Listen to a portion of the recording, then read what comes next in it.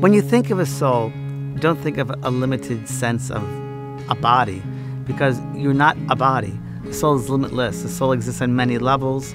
If you could think of a soul as light, I think it would be closer to the truth.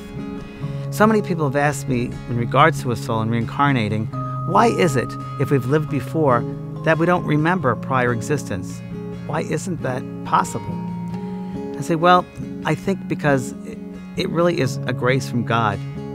If we came back on this level, to this schoolroom, and we remembered all our prior upsets to other people, things that we've done, people we've killed, traumatized, so forth, in the hundreds of thousands of lifetimes we've lived, I think we'd be so obsessed with how we hurt somebody, things that we did, things that we didn't do, that would really traumatize us and shock us, and we wouldn't be able to progress in the current life and really do what we came back on this earth at this particular time for our soul's growth, because we'd be so obsessed about prior experiences and how we treated somebody or how we didn't treat somebody. So I do think there's a lot of grace, that God gives us this grace, that we don't remember these things. There are times where a soul can indeed recall various experiences or times in a prior life that did traumatize them by being what's called regress, soul regression, where the soul can actually go to the subconscious state and remember a prior lifetime that has a strong effect on its soul makeup, on its soul tapestry, because the soul always remembers. There's a soul memory. And everybody has experienced that. When you meet somebody, there's a certain sense you have, I might have met that person before, or the deja vu, or I know this city. It's because the soul remembers, the soul has a memory. So indeed, if you can definitely go into a regression, a meditative state, where you can remember prior lives.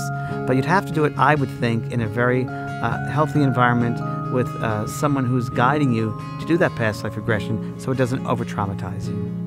When I communicate with the spirit world, it's really the mind-to-mind communication. It's soul-to-soul communication. So, the spirit that survives, their soul survives. The mind is part of the soul. The brain is part of the physical body, and that dies when the physical body dies. But the mind continues on.